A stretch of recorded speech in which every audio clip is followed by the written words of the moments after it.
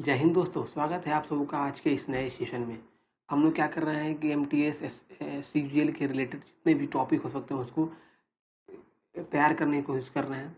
तो आज उसी क्रम में हम लोग प्राचीन भारत का इतिहास आप स्क्रीन पर देख पा रहे होंगे, उसी को लेकर आए हैं।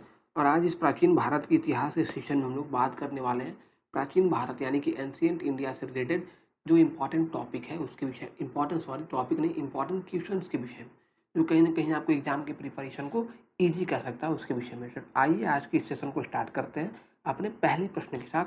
ठीक है, तो पहला जो प्रश्न है उसको लेते हैं हम लोग, थोड़ा सा कलर चेंज कर लेते हैं अपने हम लोग डिवाइस का। ठीक है, चलिए स्टार्ट। पहला जो प्रश्न है वो आप देख सकते हैं अपने स्क्रीन के ऊपर, ये रहा। हड़प्पा की खोज का श्रेय किसे जाता है? हड़प्पा जो इंडस वैली सिविलाइजेशन था उसकी खोज यानी कि उसको एग्जावेट वो किसने मतलब खोजा, किसने बताया कि हाँ हड़प्पा कुछ सभ्यता हुआ करती थी? तो इसका खोज आपको किया राय बहादुर दयाराम शाहनी ने। तो राय बहादुर दयाराम शाहनी जो है इसके एक्सेवेटेड कहलाए जाते हैं, यानी इसको हड़प्पा को खोजने का श्रेय इन्हीं को जाता है। ठीक है, नेक्स्ट प्रश्न क्या है? हड़प्पा हड़प्पा का स्थल किस नदी के तट पर अवस्थित है? हड़प्पा का स्थल जो है यानी हड़प्पा जो है वो किस नदी के किनारे बसा हुआ है? तो हड़प्पा वो रावी नदी के किनारे आपका बसा हुआ है। Option D is correct. ठीक है, अगर आगे बात करें ऑप्शन प्रश्न 3 को देखें। सिंधु घाटी सभ्यता की लिपि कौन सी थी? सिंधु घाटी सभ्यता यानी कि इंडस वैली सिविलाइजेशन की जो लिपि है, जो आपका स्क्रिप्ट है वो कौन सी है? तो इन सिंधु घाटी सभ्यता की जो लिपि है वो आपको भावचित्रात्मक है, यानी कि इमेजिनेशन के ऊपर बेस्ड है। इमेजिनेशन बेस्ड है। यहाँ पर क्या है, अलग अलग पिक्टोरियल को अलग अलग पिक्चर्स के फॉर्म में यहाँ पर अपने भाव को, अपने विचारों को बताया गया है। कहाँ पे? इंडस वैली सिविलाइजेशन के अंदर। तो ऑप्शन डी जो है भावचित्रात्मक, यानी कि भाव को, अपने भावों को चित्र के माध्यम से बताने का जो लिपि है वो कहाँ पर पाया जाता है? सिंधु घाटी सभ्यता के अंदर पाया जाता है। ठीक है, आगे बढ़ते हैं। सैंधव सभ्यता के महान स्नानागार कहाँ से प्राप्त होते हैं? सैंधव एक सभ्यता होती थी कहाँ पे? इंडस वैली सिविलाइजेशन यानी कि हड़प्पा सभ्यता के अंदर ही। और जो महान स्नानागार है यानी कि ग्रेट बाथ है, जो लोग एक साथ कम्युनिटी के अंदर नहाया करते थे, स्नान किया करते थे, वो कहाँ पाया जाता है? तो आपको एक जगह है मोहनजोदाड़ो। आप मोहनजोदाड़ो एक इसके लिए कहा मतलब कि एक फ्रेज चलता है द इंग्लिश में, the great bath of Mohenjodaro, यानी कि मोहनजोदाड़ो का महान स्नानागार। तो वही हिंदी हिंदी में आता है महान स्नानागार। तो कहाँ पे थे? Option A is correct, Mohenjodaro के अंदर ये पाया जाता है। ठीक है, आगे बढ़ते हैं नेक्स्ट क्वेश्चन की ओर। पांचवा क्वेश्चन है आज का। निम्नलिखित में से कौन सा हड़प्पावासी स्थल गुजरात में था? गुजरात आपका स्टेट है भारत के अंदर, और बताया है कि इनमें से कौन सा साइट जो है गुजरात के अंदर पाया गया। तो जो लोथल है, ऑप्शन जो डी है, ऑप्शन डी जो लोथल है वो आपको गुजरात के अंदर पाया गया। ठीक है, ये हड़प्पा का एक स्थल हुआ करता था, गुजरात राज्य में है लोथल। ठीक है, आगे बढ़ते हैं। मोहनजोदाड़ो मोहन मोहनजोदड़ो को एक अन्य नाम से भी जाना जाता है। मोहनजोदड़ो जो आप जानते होंगे, जो इंडस वैली सिविलाइजेशन के अंदर एक इम्पॉर्टेंट सिटी हुआ करता था, एक इम्पॉर्टेंट आपका जगह था, उसको अन्य किस नाम से और जाना जाता है? तो उसको जाना जाता है मृतकों का टीला। ठीक है, ऑप्शन डी इज करेक्ट, यानी कि सर मृतकों का टीला। तो वैसे व्यक्ति का टीला, मृतकों यानी कि जो डेड बॉडी है उसका टीला है। Dead body dead body dead body, एक के ऊपर एक के ऊपर एक टीला बन गया, एक मतलब कि ऊंचा स्थान बन गया। तो वो किसे कहा जाता है? मोहनजोदाड़ो को कहा जाता है। ठीक है, नेक्स्ट क्वेश्चन की ओर बढ़ते हैं। प्रसिद्ध कांस्य नर्तकी किस स्थान से प्राप्त होती है? प्रसिद्ध कांस्य नर्तकी किस स्थान से प्राप्त होती है? तो कांस्य का नर्तकी जो है, जो सिक्का है आपको प्राप्त होता है मोहनजोदाड़ो से। ठीक है, ऑप्शन बी इज करेक्ट। ठीक है, आगे बढ़ते हैं। मोहनजोदाड़ो से प्राप्त सभी इमारतों में सबसे बड़ी इमारत कौन सी थी? तो मोहनजोदाड़ो में ग्रेट पार्ट जहाँ पर आपका होता था मोहनजोदाड़ो के अंदर, उसके अगल बगल जो है आपका अन्नगार थे यानी ग्रेनरी थे, उसके अगल बगल बाथरूम वगैरह थे, और उसके अगल बगल आपका रेसिडेंटल होम थे। लेकिन सबसे बड़ा जो है वो आपका अन्नगार था यानी ग्रेनरी था। ये बताता है कि इंडस वैली सिविलाइजेशन के अंदर यानी कि सिंधु घाटी सभ्यता के अंदर जो ग्रेनरी यानी कि जो जो अन्नगार थे, जो अन्न के भंडारण थे, उसको लेकर एक अच्छी व्यवस्था बनाई गई थी। ठीक है, तो ग्रीनरी को रिजर्व करने का भी एक अच्छा तरीका था इंडस वैली सिविलाइजेशन के अंदर वही पाया जाता है, मोहनजोदाड़ो के अंदर देखा जाता है। ठीक है, जो वहाँ के अन्नगार थे यानी कि जो ग्रेनरी है वो सबसे विशाल है यानी सबसे बड़े हैं। ठीक है, आगे बढ़ते हैं। कालीबंगा कहाँ स्थित है? कालीबंगा एक साइट हुआ करती थी, एक जगह हुआ करती थी आपके इंडस वैली सिविलाइजेशन के अंदर। तो आपका कालीबंगा जो है, कालीबंगा आपका राजस्थान के अंदर स्थित है। ठीक है, कालीबंगा। ठीक है, आगे बढ़ते हैं अपने 10वें प्रश्न के ऊपर। हड़प्पा में एक उन्नत जल प्रबंधन प्रणाली का पता चलता है। हड़प्पा में एक उन्नत उन्नत मतलब वेल सेटल जल प्रबंधन का मतलब हो गया water management. Well settle water management का पता चलता है हड़प्पा में। कहाँ पे? तो हड़प्पा में मालूम चलता है धोलेबीरा में। धोलेबीरा सिचुएटेड इन गुजरात, गुजरात के अंदर आपका है, गुजरात के अंदर आपका धोलेबीरा है। ठीक है, और इसके अंदर धोलेबीरा के अंदर आपको well settle water management system का मालूम चलता है जो हड़प्पा के अंदर हुआ करता था। तो हड़प्पा के अंदर हम लोग क्या देखते हैं कि अन्नगार यानी कि अन्न का जो भंडारण का वो भी तो अच्छा है और वाटर मैनेजमेंट को भी अच्छा किया गया है। इसी कारण Indus valley civilization is one of the best and one of the important and one of the advanced civilization in the world according to the contemporary civilization that established in that time। तो समकालीन जो आपका उस समय के जो सभ्यता थे उनके ऊपर सबसे बड़ी सभ्यता इसलिए हुई है इंडस वैली सिविलाइजेशन, क्योंकि उनके इंडस वैली यानी कि हड़प्पा सभ्यता के अंदर ये खूब आपका क्या है, ये कुछ आपका खूबी पाया गया यानी कि इसकी कुछ विशेषताएं थी। क्या है? अन्नगार का बड़ा होना। ये बताता है कि यहाँ पर वाटर मतलब कि जो अन्न है उनके भंडारण अच्छे हैं। धोलेबीरा के अंदर आपका उन्नत जल प्रबंधन यानी कि अच्छा सा आपका वाटर मैनेजमेंट होना। ये बताता है कि यहाँ पर साइंटिफिक टर्म को लोग यूज किया करते थे यानी कि साइंटिफिक मेजर को यूज किया करते थे जिसके माध्यम से वो अच्छा जल उन्नत यानी कि जल मैनेजमेंट का सिस्टम बना लिया करते थे। ठीक है, नेक्स्ट है आपका सिंधु घाटी सभ्यता का पतन नगर था। जिस तरह जानते हैं कि हर सभ्यता हर सिविलाइजेशन का उन्नत होता है यानी कि हर सिविलाइजेशन ग्रो करता है फिर वो डिमोलाइज करता है, गिर जाता है। तो उसी प्रकार से जो सिंधु घाटी सभ्यता है, जो इंडस वैली सिविलाइजेशन है, उस सभ्यता का पतन नगर यानी कि कहाँ से उस सभ्यता का अंतिम जो पतन है किस नगर में हुआ, तो आपका हुआ आपका जो पतन नगर है वो आपका है लोथल। लोथल जो गुजरात के अंदर है वहाँ पर ये पतन हो गया, गिर गया। ठीक है, इसकी आखिरी जो एविडेंस है पाए जाते हैं लोथल के अंदर। ठीक है, जो गुजरात के अंदर है। आगे बढ़ते हैं। सुमेलिखित कीजिए, सुमेलिखित कीजिए। ठीक है, सुमेलिखित कीजिए क्या आप देख पा रहे होंगे यानी कि मैच द फॉलोइंग। सूची 1 में क्या है? मोहनजोदाड़ो है, हड़प्पा है, कालीबंगा है, लोथल है। जो क्या है? इंपॉर्टेंट साइट है, इंपॉर्टेंट स्थल है इंडस वैली सिविलाइजेशन यानी कि सिंधु घाटी सभ्यता के अंदर ये इंपॉर्टेंट जगह है और इनको मैच करना है कि ये किस किस नदी के किनारे बसे हुए हैं। तो आइए सॉल्व करते हैं। ये मैच द फॉलोइंग है और मैच द फॉलोइंग के अंदर एसएससी या किसी भी अन्य एग्जाम से ये होता क्या है कि एग्जामिनर जो है, जो बोर्ड है, वो चाहता है कि एक प्रश्न के अंदर, एक क्वेश्चन के अंदर बच्चों से क्या बहुत सारे क्वेश्चन, मल्टीपल क्वेश्चन का जो डिमांड है उसको फुलफिल कर लिया जाए, उनके उनके दिमाग या उनके एनालिसिस को टटोल लिया जाए। तो इसलिए क्या होता है, मैच द फॉलोइंग टाइप के क्वेश्चन आपको दिए जाते हैं। तो इस मैच द फॉलोइंग को हम लोग सॉल्व करते हैं।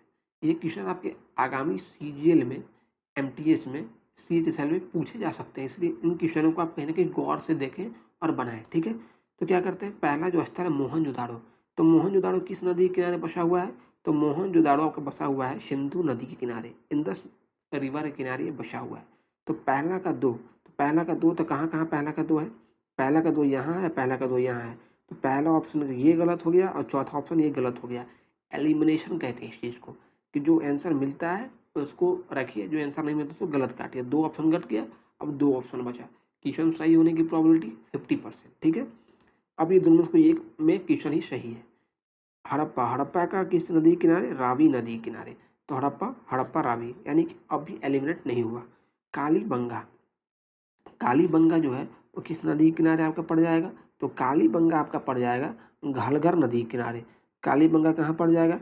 घाघर नदी के किनारे। तो कालीबंगा घाघर यानी कि सी जिसको मालूम हुआ घाघर, तो देखते हैं ऑप्शन बी इज करेक्ट, सी का चौथा और डी का आपका तीसरा भोगवा नदी, लोथल भोगवा नदी किनारे। इस तरह इसका ऑप्शन कौन सा सही हुआ? Option B is correct. ठीक है, आशा करेंगे ये आपको मैच द फॉलोइंग समझ में आया होगा। ठीक है, आगे बढ़ते हैं 13वें प्रश्न के ऊपर। फिर से आपका क्या सुमेलिखित कीजिए यानी मैच द फॉलोइंग। फिर से क्या है, सूची 1 और सूची 2, सूची 1 और सूची 2 दिए हुए हैं। सूची 1 है या सूची 2 है। हड़प्पा सभ्यता के संबंधित स्थल, सूची 1 में दिया है हड़प्पा सभ्यता से संबंधित स्थल और वर्तमान स्थिति। पहले तो हड़प्पा सभ्यता के अंदर थे, लेकिन जब हड़प्पा सभ्यता का डिक्लाइन हो गया, वो खत्म हो गया, डिमोलाइज हो गया, उसके बाद वो स्थल अभी कौन से देश के अंदर है, वो कहाँ स्थित है, उसको देखते हैं, मिलान करते हैं। ठीक है, तो मोहनजोदाड़ो जो है, वो मोहनजोदाड़ो कहाँ है, वो पाकिस्तान के अंदर मोहनजोदाड़ो है, वो भी लकराना प्रांत में। लकराना जो प्रांत है सिंध पाकिस्तान के अंदर, वहाँ पे है। तो पहले का क्या होगा, दूसरा। तो पहले का दूसरा कहाँ है सर, पहले का दूसरा आपका यहाँ है, पहले का दूसरा आपका यहाँ है। तो ये क्वेश्चन तो गलत हो गया, ये क्वेश्चन आपका गलत हो गया। ठीक है, अब बचा आपका लोथल को देखते हैं। तो लोथल मैंने बताया था कि लोथल गुजरात के अंदर है, तो लोथल आपका है गुजरात के अंदर। तो शी गुजरात के अंदर कहाँ है, तो शी देखिए गुजरात, शी एक ही जगह गुजरात है आपका ऑप्शन बी में। तो ऑप्शन बी जो है वो सही हो गया। ठीक है, बनावाली हरियाणा के अंदर है और सुख्तकोंडोर आपका मकरान तट पाकिस्तान ईरान सीमा के अंदर है। एक क्वेश्चन के मालूम होने के बाद आप देखिए, दो आपका केवल ऑप्शन सही था। अगर आपको एक ऑप्शन भी सही रहता है तो उसके बाद यह बना लेते। ठीक है, क्योंकि सी का एक ही आपका ऑप्शन है, सी लोथल गुजरात में है, सी चौथा गुजरात एक ही ऑप्शन में दिया हुआ है। इस तरह से आप एक या दो प्रश्नों को उत्तर मालूम रख के भी मैच द फॉलोइंग को ईजिली बना सकते हैं। ठीक है, आगे बात करते हैं। वैदिक काल की जानकारी का प्रमुख स्रोत है। वैदिक काल यानी कि जो वैदिक काल है उसमें अंदर प्रमुख जानकारी है वो कहाँ से इन्फॉर्मेशन मिलता है, जो मेन इन्फॉर्मेशन का स्रोत कौन सा है, तो वेद। 4 वेद है, सामवेद, अथर्ववेद, ऋग्वेद, यजुर्वेद। तो उन वेदों के माध्यम से हमें वैदिक काल की जानकारी मिलती है। ठीक है, आगे बढ़ते हैं। सबसे जो नेक्स्ट प्रश्न है 15वां प्रश्न है, सबसे प्राचीन वेद कौन सा है, तो सबसे प्राचीन वेद कौन सा है, Rigveda. Option A is correct. सबसे प्राचीन वेद कौन सा है, ऋग्वेद है। गायत्री मंत्र का उल्लेख किस वेद में किया गया है, तो गायत्री मंत्र का उल्लेख जो है आपका ऋग्वेद में अंदर किया गया है। Option A is correct. ठीक है, ऋग्वेद में इंद्र को किस देवता से बुलाया गया है या उल्लेखित किया गया है, तो वर्षा की देवता कहा गया है किसको, इंद्रदेव को। अग्निदेव अलग थे, जलदेव अलग थे और वायु के देव वरुण देव अलग थे। ठीक है, नेक्स्ट क्वेश्चन की ओर बढ़ते हैं, जो 18वां प्रश्न है आज का आपका। निम्न में से किस नदी को ऋग्वेद में मातेत्मा, देवीत्मा और नदीत्मा से संबोधित किया गया है। मातेत्मा, नदीत्मा और देवीत्मा से संबोधित होने वाली नदी कौन सी है, सरस्वती नदी है, जिसको ऋग्वेद में देवीत्मा, मातेत्मा, देवीत्मा, मातेत्मा और नदीत्मा के नाम से बुलाया गया या संबोधित किया गया है। ठीक है, नेक्स्ट प्रश्न को देखते हैं। कौन सा वेद मूलतः कर्मकांड प्रधान ग्रंथ है, तो यथर्ववेद जो है, यथर्ववेद तो नहीं है, ऋग्वेद भी नहीं है, सामवेद भी नहीं है, यजुर्वेद जो है वो आपका कर्मकांड पर बेस्ड आपका ये वेद है। ठीक है, अगर आगे बढ़े, जादू टोना ब्रह्म ज्ञान औषधि का प्रयोग किस वेद में किया गया है, तो आपका वेद कौन सा हो जाएगा, ये वेद हो जाएगा आपका अथर्ववेद के अंदर इस चीज़ की जानकारी मिलती है। औषधि प्रयोग का, ब्रह्म ज्ञान का, जादू टोना का मिलता है। ठीक है, आगे बढ़ते हैं। आशा कर रहे हैं आपको सेशन अच्छा लग रहा होगा और ये सेशन काफ़ी इंपॉर्टेंट है जो बंदे आगामी कंपटीटिव एग्जामिनेशन को अपीयर होने वाले हैं उनके लिए। तो आप बिल्कुल इस सेशन को अच्छे से देखें, अपने दोस्तों के पास भी शेयर करें, क्योंकि जो इंपॉर्टेंट एंशिएंट हिस्ट्री के क्वेश्चन हो सकते हैं, जो पूछे जा सकते हैं एग्जाम में, मैंने उस ऊपर कंपाइल किया है और कंपाइलेशन के बाद आपके सामने सेशन के माध्यम से पेश कर रहा हूँ। ठीक है, चलिए नेक्स्ट क्वेश्चन को बढ़ते हैं हम लोग। जो 21वां क्वेश्चन है आपका, प्राचीन भारत, फिर से पढ़ता हूँ, सबसे प्राचीन पुराण कौन सा है। पुराण अलग अलग वेद तो है, अलग अलग पुराण भी है। सबसे पुराना पुराण कौन सा है, मत्स्य पुराण। मत्स्य पुराण जो है सबसे पुराना आपका पुराण है। ठीक है, नेक्स्ट बढ़ते हैं। बौद्ध साहित्य में किसे निगंठनाथ पुत्र कहा गया है। निगंठनाथ पुत्र किसे कहा गया है, महावीर को आपका निगंठनाथ पुत्र कहा गया। किसके अंदर, बौद्ध साहित्य के अंदर निगंठनाथ। ठीक है, हाईलाइटेड वर्ड को मैंने आपको डिस्क्राइब कर दे रहा हूँ। फिर नेक्स्ट क्वेश्चन है आपका, जैन धर्म की पहली संगीति का मतलब होता है जहाँ पर लोग कन्विक्शन होता है, लोग आते हैं। ठीक है, तो पहली संगीति किसकी अध्यक्षता में, किसकी लीडरशिप में की गई थी, तो किसके लीडरशिप में की गई थी आपकी पहली अध्यक्षता? तो आपका किए गए थी स्थूल जो एक भद्र व्यक्ति हुआ करते थे, उन्हीं की आपकी लीडरशिप में इसको पहली संगीति को रखा गया था। ठीक है, किसकी पहली संगति को? जैन धर्म की पहली संगति को। तो ये कहाँ से क्वेश्चन है आपका? रिलीजियस से क्वेश्चन है, रिलीजन से क्वेश्चन है। ठीक है, धर्म से प्रश्न है ये। ठीक है, आगे बढ़ते हैं। महात्मा बुद्ध ने अपना पहला उद्देश्य कहाँ दिया? सॉरी, उद्देश्य नहीं, उपदेश। अपना पहला स्पीच, अपना पहला ज्ञान का जो उपदेश है उसको कहाँ दिया? तो सारनाथ के अंदर दिया, जो अभी उत्तर प्रदेश के अंदर स्थित है। ठीक है, नेक्स्ट प्रश्न की ओर बढ़ते हैं, जो 25वां है। बौद्ध धर्म का तीसरी बौद्ध संगति, बौद्ध धर्म की तीसरी बौद्ध संगति किसके शासनकाल में आयोजित की गई थी? तो उसको आयोजित किया गया था आपकी अशोक के काल में। अशोक, जैसा कि जानते होंगे, कलिंग युद्ध के बाद वो क्या हुए थे? बौद्ध धर्म को अपना लिए थे और बौद्ध धर्म के प्रचार प्रसार के लिए अपने जो उनके जो लोग थे उन्हें फैला दिए थे। ठीक है, तो जो तीसरी संगति थी वो अशोक की अध्यक्षता में, अशोक के लीडरशिप में ऑर्गेनाइज की गई थी बौद्ध धर्म के। ठीक है, हीनयान और महायान बौद्ध धर्म के किस संगति में विभक्त हुए थे? तो प्रथम जो संगति हुई थी, जो चतुर्थ जो संगति हुई थी हीनयान के अंदर, उसके अंदर हीनयान और महायान दो पंथ बन गए थे। बौद्ध धर्म के अंदर ही हीनयान अलग है और महायान अलग, बौद्ध धर्म के अंदर ही। आपका ये किस तरह से पार्ट बन जाना, जैसे आपका एग्जाम्पल के तौर पर इस्लाम को देख सकते हैं।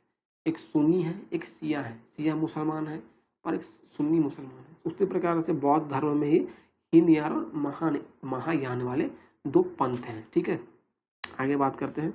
फिर से प्रश्न आ गया, सुमेलिखित कीजिए, यानी कि मैच द फॉलोइंग। ठीक है, ये इंपॉर्टेंट क्वेश्चन है, बार बार पूछे जाते हैं। तो प्रथम बौद्ध संगति किसके शासनकाल में हुई? सोचिए, वसुमित्र। तो आपका इसका जो प्रश्न होगा, प्रथम बौद्ध संगति, तो प्रथम बौद्ध संगति आपकी हुई थी महाकाश्य के टाइम में। ठीक है, तो पहला का चौथा, तो ये ऑप्शन गलत है और ये ऑप्शन गलत है। ठीक है, ये ऑप्शन गलत हो गया 22 नंबर प्रश्न के ऊपर। तो प्रथम बौद्ध संगति कहाँ हुई थी? तो प्रथम बौद्ध संगति आपकी हुई थी महाकाशी के अंदर, और इस तरह से ये प्रश्न आपका गलत हो गया, ये ऑप्शन गलत हो गया। ठीक है, तो चौथा आपका सही है, जिसको ऑप्शन बी सही हो जाएगा। आप देख पा रहे होंगे, इसको ऑप्शन बी सही हो जाएगा। पहला का चौथा, दूसरा का जो है आपका, पहला का चौथा, दूसरा का जो है आपका वो क्या हो जाएगा? दूसरा का तीसरा हो जाएगा शबकामी के अंदर, तीसरा का हो जाएगा आपका दूसरा, और चौथा का हो जाएगा आपका वसुमित्र। ये थोड़ा सा आपका हार्ड पड़ गया होगा, इस तरह के क्वेश्चन आपके एग्जाम में नहीं पूछे जाएंगे, बट आप इसको याद रखें। ठीक है, नेक्स्ट प्रश्न की ओर बढ़ते हैं हम लोग, जो 28वां प्रश्न है आज का। बुद्ध के जीवन में घटनाओं के अनुसार सुमेलिखित की, ये इंपॉर्टेंट क्वेश्चन है। ठीक है, वेरी VVI क्वेश्चन है ये। तो बुद्ध के जीवन में घटनाक्रम के अनुसार, तो बुद्ध का जन्म कहाँ हुआ? तो लुम्बिनी में हुआ। ठीक है, ज्ञान की प्राप्ति कहाँ हुई? बोध गया के अंदर हुई। पहला उपदेश सारनाथ के अंदर। निर्वाण की प्राप्ति, यानी कि वो गुजर गए, मर गए, इनकी प्राप्ति कुशीनगर के अंदर हुई।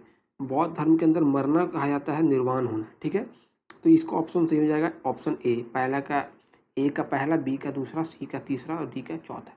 तो कभी इस तरह के ही प्रश्न पूछे जा सकते हैं, तो आप इसके लिए भी सतर्क रहें। ठीक है, आगे बढ़ते हैं 29वां प्रश्न की ओर। 29वां जो प्रश्न है, किस बौद्ध ग्रंथ में 16 महाजनपद की जानकारी के बारे में मिलती है? तो ये आपको कौन सा आपका ग्रंथ था? बौद्ध ग्रंथ था, 16 महाजनपद की जानकारी मिलती है हमें। तो आपका बौद्ध ग्रंथ था अंगुत्तर निकाय। अंगुत्तर निकाय के अंदर 16 महाजनपद के बारे में जानकारी मिलती है। ठीक है, आगे देखते हैं, सिकंदर ने भारत पर कब आक्रमण किया? तो सिकंदर ने भारत पर आक्रमण कब किया? आपका 326 ईसा पूर्व में सिकंदर जो है, सिकंदर अलेक्जेंडर द ग्रेट जो है, वो भारत पर आक्रमण करता है। ठीक है, आगे बढ़ते हैं। आशा कर रहे हैं कि सेशन अच्छा लग रहा है, सेशन को लाइक भी करते जरूर चलें। ठीक है, चलिए नेक्स्ट प्रश्न है, चंद्रगुप्त मौर्य ने सेकुलस को कब पराजित किया? चंद्रगुप्त मौर्य ने सेकुलस को कब पराजित किया? तो सेकुलस को पराजित किया आपका 1305 ईसा पूर्व में। ठीक है, चंद्रगुप्त मौर्य ने सेकुलस को सॉरी सेल्यूकस को पराजित किया। ठीक है। क्या है, नंद वंश के संबंध में निम्न में से कौन सा कथन सत्य है? कौन सा कथन सत्य है, इसको चुनिए। इसकी स्थापना ईसा पूर्व 3री सदी में महाजनपद ने की। ये तो गलत हो गया। ठीक है। बौद्ध साहित्य के अनुसार घनानंद इस वंश का अंतिम शासक था। ये बिल्कुल सही है। तो ये अगर सही हो गया तब एक ही ऑप्शन सही होंगे, ये आपका ऑप्शन बी सही है। बौद्ध साहित्य के अनुसार घनानंद इस वंश का, किस वंश का? नंद वंश का अंतिम शासक था। ये प्रश्न, ये उत्तर सही है। ठीक है। आगे बढ़ते हैं अपने 33वें प्रश्न के ऊपर। निम्नलिखित में से मगध का कौन सा राजा, निम्नलिखित में से मगध का, कहाँ का? मगध का कौन सा राजा सिकंदर महान का समकालीन था? समकालीन का मतलब कंटेम्प्ररी था। जब सिकंदर महान कहीं था तो ये भी राजा थे। तो कौन से राजा था? घनानंद। घनानंद जो है वो सिकंदर राजा सिकंदर के, अलेक्जेंडर द ग्रेट के कंटेम्प्ररी थे। कौन? घनानंद। आगे बढ़ते हैं। पाटलिपुत्र में स्थित चंद्रगुप्त का महल मुख्यतः बना था। तो स्थित पाटलिपुत्र के अंदर जो चंद्रगुप्त का जो महल है वो किस चीज़ से बना था? तो बना था आपका लकड़ियों से। ठीक है। वो आपका बना हुआ था लकड़ी से। ठीक है, जो पाटलिपुत्र के अंदर स्थापित है। आगे बढ़ते हैं अपने 35वें प्रश्न के ऊपर। चाणक्य, जिसे कौटिल्य भी कहते हैं, चंद्रगुप्त भी कहते हैं, ये कभी कभी एग्जाम में पूछा जाता था पहले कि चाणक्य के और कौन सा नाम है? तो कौटिल्य है आपका, एक विष्णुगुप्त है। ने किसकी सहायता से भारत में मौर्य वंश की नींव डाली? तो चंद्रगुप्त मौर्य की सहायता से, भारत में चंद्रगुप्त मौर्य की सहायता से मौर्य वंश की नींव को डालते हैं। कौन? चंद्रगुप्त, चाणक्य। ठीक है। आगे बढ़ते हैं। कौटिल्य यानी जिसको चाणक्य भी कहते हैं, किसका प्रधानमंत्री था? तो किसका प्रधानमंत्री था सर? चंद्रगुप्त मौर्य का ये प्रधानमंत्री था। ठीक है। आगे बढ़ते हैं। बराबर यानी जो गया जिला में बराबर एक स्थल है कि गुफाओं का प्रयोग किसने आश्रय गृह के रूप में, मतलब जीवन को जीने के लिए किसने किया, यूज किया? तो आजीविका एक पंथ है, आजीविका पंथ ने इसको, जो बराबर के जो गुफाएं हैं उनको आश्रय के लिए, मतलब कि रेसिडेंट के लिए यूज किया। ठीक है। आगे बढ़ते हैं। 38वां प्रश्न है आज का। वह मौर्य राजा जो अमित्रघात के नाम से जाना जाता है, कौन सा राजा है सर? तो वो आपका राजा कौन सा है? वो आपका राजा है राजा बिंदुसार। राजा बिंदुसार को अमित्रघात के नाम से भी जाना जाता है। ठीक है। आगे बढ़ते हैं। अशोक के कौन से शिलालेख धर्मादेश में कलिंग युद्ध का विवशता व्यक्त की गई है? विवशता मतलब जो कलिंग युद्ध में जो आपका घटित हुआ, कहा जाता है कि ब्लड यानी कि जो खूनों की नदियाँ बह गई, जो नदी है वो आपका विवशता नदी जो है आपका, जो आपका रेड हो गया, कब हुआ? तो कहाँ पर जिक्र मिलता है इसको? 13वां शिलालेख जो धर्मादेश था, अशोक ने अलग अलग शिलालेख बनाए। शिलालेख का मतलब शिला मतलब पत्थर, रॉक के ऊपर ग्रेव करा के यानी खुदवा कर बनाया गया, उसको कहते हैं शिलालेख। ठीक है। इंस्क्रिप्शन कहते हैं उसको। तो उन इंस्क्रिप्शन के अंदर, कौन सा इंस्क्रिप्शन के अंदर कलिंग युद्ध का जानकारी मिलता है? तो 13वां जो शिलालेख था उसके अंदर। ठीक है। आगे बढ़ते हैं। गुप्त वंश का संस्थापक कौन था? गुप्त वंश का संस्थापक कौन था? कौन इसको फाउंड किया था? फाउंडर ऑफ गुप्त डायनेस्टी। तो गुप्ता डायनेस्टी के फाउंडर थे श्रीगुप्त जो है उसने गुप्ता डायनेस्टी का फाउंड किया, गुप्ता डायनेस्टी को बनाया। आगे बढ़ते हैं 41वें प्रश्न के ऊपर। इतिहासकार स्मिथ यानी कि हिस्टोरियन स्मिथ ने समुद्रगुप्त की विजयों से प्रभावित होकर, क्योंकि समुद्रगुप्त जो है आपका कभी हारता नहीं था, बहुत मैक्सिमम युद्ध को जीत गया, उनकी विजयों से यानी कि उनके विक्टरी से प्रभावित होकर उसे किस नाम से पुकारा? यानी कि हिस्टोरियन जो स्मिथ थे, by influencing the victory of the Samudragupta, by which title they call Samudragupta? तो वो कहते थे समुद्रगुप्त को भारत का नेपोलियन कहते थे। कौन? इतिहासकार स्मिथ। किसको? समुद्रगुप्त को, उनकी विजयी से यानी कि उनके विक्टरी से प्रभावित होकर। ठीक है। आगे बढ़ते हैं। महरौली जो दिल्ली के अंदर है स्थित लौह स्तंभ यानी कि लौह आयरन जो आपका स्टैंड है, स्तंभ है, का निर्माण किस शताब्दी में कराया गया? तो किस शताब्दी में कराया गया सर? इसको बनवाया गया आपका चतुर्थ शताब्दी के अंदर यानी कि 4th सेंचुरी के अंदर बनवाया गया। ठीक है। फाहियान किसके शासन काल में भारत आया था? फाहियान जो आपका एक विदेशी घुमक्कड़ था, वो जो घूमते रहता था इस देश से उस देश में, टूरिस्ट था, वो किसके शासनकाल में भारत में आया था? ठीक है। तो किसके शासनकाल में भारत में आया था? चंद्रगुप्त II के शासनकाल में वो भारत के अंदर आता है। ठीक है। नेक्स्ट है आपका 44वां प्रश्न, कुमार संभव काव्य किस कवि ने लिखा है? किस कवि ने लिखा है कुमार संभव को? तो कुमार संभव को लिखा है कालिदास ने कुमार संभव को लिखा है। ठीक है। आगे बढ़ते हैं 45वां प्रश्न, नालंदा विश्वविद्यालय की स्थापना का युग है? किस युग में नालंदा विश्वविद्यालय का गठन होता है? तो नालंदा विश्वविद्यालय बनता है गुप्त काल के अंदर और कुमार गुप्त इसको बनाने वाले थे। ठीक है। आगे बढ़ते हैं, निम्न शासकों में ने उनके शासन काल के आधार पर सही कीजिए। तो पहला तो चंद्रगुप्त मौर्य, दूसरा समुद्रगुप्त, तीसरा कुमारगुप्त, चौथा स्कंदगुप्त। तो इस तरह से क्या है, इस तरह से आपका देख सकते हैं ये ऑप्शन है। तो पहला कौन सा हो जाएंगे सर? तो पहला हो जाएंगे आपका शासन काल के आधार पर सुमेलिखित कीजिए। तो ठीक है, पहला चंद्रगुप्त, समुद्रगुप्त, कुमारगुप्त, स्कंदगुप्त। तीसरा ऑप्शन जो है इसका ऑप्शन सी जो है वो आपका सही है। ठीक है, ऑप्शन सी जो आपका ये सही है।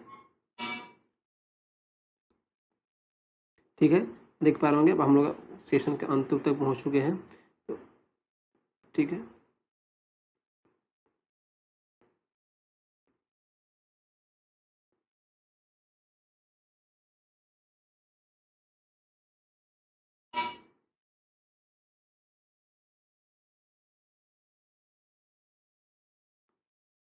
तो हम लोग 46वां प्रश्न को कर चुके हैं। अब आगे बढ़ते हैं 47वां प्रश्न की ओर। ठीक, क्या है? गुप्त शासन के दौरान 47वां प्रश्न है आपका, गुप्त शासन के दौरान निम्नलिखित में ऐसा व्यक्ति कौन सा था जो एक महान खगोल विज्ञानी किस शासन गुप्त शासन के अंदर कौन सा व्यक्ति जो महान खगोल विज्ञानी और गणितज्ञ था? तो कौन सा था वो? आर्यभट्ट ही क्या था? गुप्त शासन के दौरान वो महान खगोल विज्ञानी या एस्ट्रोनॉमर और गणितज्ञ था। ठीक है, आगे बढ़ते हैं नेक्स्ट क्वेश्चन की ओर। निम्न में से कौन सा सही सुमेलित नहीं है, यानी कि सही मिलान नहीं किया गया है? तो मौर्य वंश, चंद्रगुप्त मौर्य, शुंग वंश, यानी कि शुंग वंश, देवभूति शुंग, ये आपका सही नहीं है, ये गलत है आपका। ठीक है, तो इसका ऑप्शन हो जाएगा ऑप्शन बी सही है। ठीक है, आगे बढ़ते हैं। गुप्तकालीन बौद्ध शिक्षा का महान केंद्र क्या था? तो गुप्तकालीन महान शिक्षा का केंद्र था आपका नालंदा। ठीक है, इसका ऑप्शन सी इज करेक्ट। आगे बढ़ते हैं, हर्षवर्धन ने अपनी राजधानी कहाँ बनाई थी? तो हर्षवर्धन ने अपनी राजधानी को कहाँ बनाया था? थानेश्वर के अंदर स्थापित किया था। थानेश्वर के अंदर स्थापित किया था, option B is correct.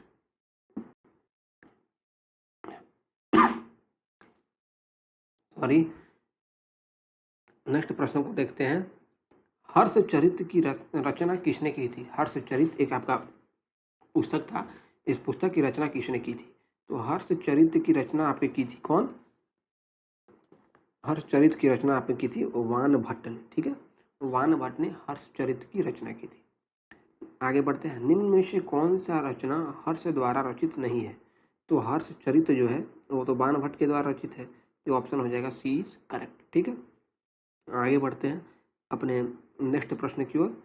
Next प्रश्न है आपका, हर्षवर्धन के शासन काल में किस चीनी यात्री ने भारत की यात्रा की थी? तो हेन स्यांग जो है हर्षवर्धन के काल में भारत में आते हैं दर्शन करने के लिए, घूमने के लिए। ठीक है, नेक्स्ट है, हर्ष के सोने के सिक्के के पृष्ठ भाग में किसका अंकन है? तो शिव और पार्वती का अंकन मिलता है हर्षवर्धन के सिक्के में। ठीक है, आगे बढ़ते हैं अपने नेक्स्ट प्रश्न की ओर। ठीक, देख पा रहे होंगे। तो नेक्स्ट प्रश्न है 55वां प्रश्न है, प्रियदर्शिका दर्शिका नागानंद रत्नावली नाटक की रचना किसने की? तो इन नाटक की रचना किसने की थी? तो हर्षवर्धन ने इन नाटकों की रचना की थी। ठीक है, प्रियदर्शिका, नागानंद, रत्नावली जो नाटक है इनकी रचना किसने की थी? हर्षवर्धन ने की थी। नेक्स्ट प्रश्न है 56वां प्रश्न है, हर्ष ने किस विश्वविद्यालय को विशेष संरक्षण प्रदान किया? किसको? तो ये आपका नालंदा विश्वविद्यालय को प्रदान करते हैं। नेक्स्ट प्रश्न है, हर्ष और पुलकेशिन के बीच किस स्थान पर युद्ध हुआ था? तो कहाँ पर युद्ध हुआ था? नर्मदा नदी के तट पर पुलकेशिन और हर्षवर्धन के बीच आपका लड़ाई होता है। ठीक है, युद्ध होता है। और आज का आखिरी प्रश्न है, पाल वंश के संस्थापक कौन थे? तो पाल वंश के संस्थापक आपके कौन थे? पाल वंश के संस्थापक थे आपके गोपालनंद। तो गोपाल जो है वह पाल वंश के संस्थापक थे। तो इसी तरह से जो एंशिएंट हिस्ट्री है उसका पार्ट खत्म होता है। आशा कर रहे हैं कि सेशन आपको अच्छा लगा होगा, और सेशन अच्छा लगे तो इसी तरह के सेशन के लिए हमारे चैनल को सब्सक्राइब करना बिल्कुल ना भूलें। फिर मिलेंगे एक नई वीडियो, एक नए कंटेंट के साथ। तब तक के लिए आप स्वस्थ रहें, खुश रहें। जय हिंद, जय भारत।